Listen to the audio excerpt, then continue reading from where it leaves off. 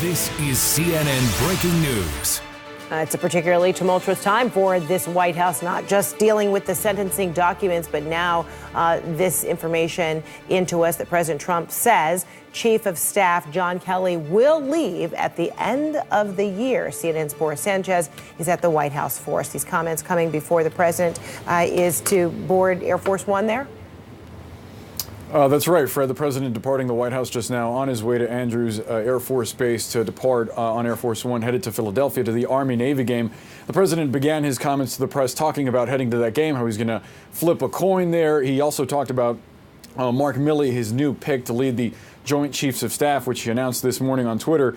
Then he answered some questions from the press about the Russia investigation. The president was asked point blank if he directed Michael Cohen to make payments to Stormy Daniels and Karen McDougal. Remember that in the sentencing filing yesterday by the special counsel, it reveals that Individual One told Michael Cohen to effectively pay off these women as part of the 2016 campaign to keep a sex scandal from preventing President Trump to get to the White House. Any way you read that filing, Individual One is clearly President Trump, but he denies ever having directed Michael Cohen to do that, something that could potentially be a felony. After that, I asked the president specifically if he was aware that Paul Manafort was still having conversations with officials in his administration as recently as May. He ignored my question, Fred, and moved on. That is another revelation coming from the filing by Robert Mueller yesterday, that Paul Manafort, as recently as May, while he was under indictment, was still communicating with a senior administration official. And lastly, as you noted, the president making the announcement, as we've been speculating in recent weeks, that Chief of Staff John Kelly will be departing at the end of the year. He did not state specifically who his successor would be, but sources here at the White House have intimated that the president is likely going to select Nick Ayers. He is currently the vice president's chief of staff. Fred? Okay, and so Politico reporter Daniel Lippman, I want to bring you back into the equation here as you're hearing this reporting out from Boris. While the president didn't make any announcements on who might be next, but there's a suspicion it might be the vice president's chief of staff, Nick Ayers. What do you make of this potentially at the end of this year that the president says John Kelly is out? Yeah, just remember that this is an administration. And by the way, we're looking at Marine One heading to Andrews Air Force Base before the president gets off Marine One and then gets on Air Force One. So go ahead. Yeah, they were promising that John Kelly would be here until 2020, and so last I checked, next year is 2019. I think there are a lot of people that were concerned that the relationship between Trump and Kelly had really frayed over the last few months, and they view Nick Ayers as a good choice because he has sharp political instincts. He is a guy who can lead Trump into the next year, which is going to be a huge fight with Democrats in control of Congress. But we should say that there are a number of White House colleagues who might quit because of Ayers. He doesn't have that many internal friends in the building, except for people like Jared and Ivanka, and Mike Pence. So he has the friends that matter, but some of his White House colleagues view him as sharp-elbowed. Right. I was going to say in Trump's world, that really may be the only thing that matters, that, he has an affinity for the person and that his daughter and son-in-law also endorse him. So let's listen now to President Trump. This was at the White House before he got onto Marine One, which you just saw in the air. Let's listen in. Hello, everybody. So I'm going now to the Army-Navy game. I think we're going to flip a coin, and I know both teams are going to do great. General Mark Milley, as you know, was just appointed the head of the Joint Chiefs of Staff to be determined date. A little bit later in the year. They usually give quite a bit of notice for a lot of reasons. Mark Milley, he's a great gentleman. He's a great patriot. He's a great soldier. And I look forward to that. On the Mueller situation, we're very happy with what we are reading because there was no collusion whatsoever. There never has been. The last thing I want is help from Russia on a campaign. You should ask Hillary Clinton about Russia because she financed the fake dossier, which I understand they tried to get some information and help from Russia. But you ought to ask them about that. Very one-sided situation, but I think it's all turning around very nicely. But as far as the report that we see, according to everybody I've spoken to, I have not read it, there's absolutely no collusion, which is very important.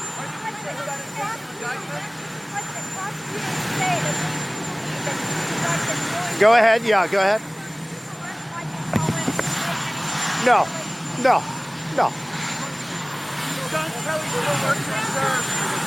Say it. John Kelly will be leaving, but I don't know if I can say retiring, but he's a great guy. John Kelly will be leaving at the end of the year. We'll be announcing who will be taking John's place. It might be on an interim basis. I'll be announcing that over the next day or two, but John will be leaving at the end of the year. He's been with me almost 2 years now, as you know, between the two positions. So we're probably going to see him in a little while. But John Kelly, ready? Are you ready? So John Kelly will be leaving toward the end of the year, at the end of the year. And I appreciate his service very much. Thank you. Thank you all. Very short and sweet there. Boris Sanchez at the White House there. So the president, addressing a few things, like you mentioned, his, chair of the Joint Chiefs, Mueller, actually saying he's very happy about the way things are going, the way we are reading it.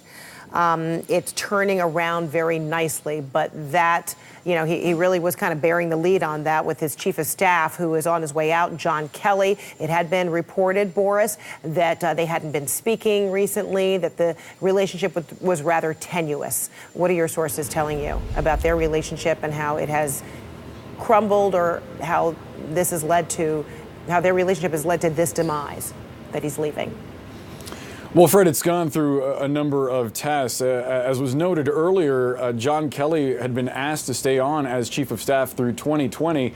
Now it appears he's going to be leaving before the end of the year. As you recall, when he first came in, he was replacing Reince Priebus, who many within the administration felt was too lax on the president and didn't do enough to try to rein in who was seeing the president and when. There was sort of an open door to the Oval Office, and many felt that that contributed to what was perceived as chaos within the White House. When Chief of Staff Kelly came in, he installed new rules about who could see the president and when. He tried to tamp down on leaks by preventing staffers from taking their cell phones into certain parts of the White House. They would have to leave them at lockers and so forth. But ultimately, Kelly faced a number of controversies himself, with comments that he made about people enrolled in DACA, as well as the controversial phone call that the president had with the family of Sergeant David Thompson. Recall that he passed away in Niger, and there was a dispute between his family and the president over specifically what was said. And ultimately, John Kelly tried to defend the president. That got him in hot water as well. Over time, what we've seen is essentially a reversion to that sort of chaos that we saw early on in the administration, where John Kelly's power was reduced within the administration. There were reports of him having shouting matches with the National Security Advisor, John Bolton, and continuously threatening to resign a number of times. Ultimately, it appears that their relationship frayed, and now John Kelly is on the way out. Nick Ayers is, as I noted previously, who many here at the White House have pointed to as a potential successor. There is some friction between he and others within the administration. He really built rapport with the president through lunches that the president would have with Vice President Mike Pence. Sources tell CNN that at one specific lunch late last year, the president invited Ayers and John Kelly in to be sort of a team of people having lunch, and that continued throughout, and that's how Ayers was able to build rapport with the president. Ayers, of course, has a very distinguished political background, having worked for a number of prominent Republicans, including Sonny Perdue of Georgia. He also worked for the Republican Governors Association. He brings a pedigree of political awareness that many have complained to the president John Kelly does not have. That will likely serve the president going into 2020 if he, in fact, does replace the current chief of staff, Fred.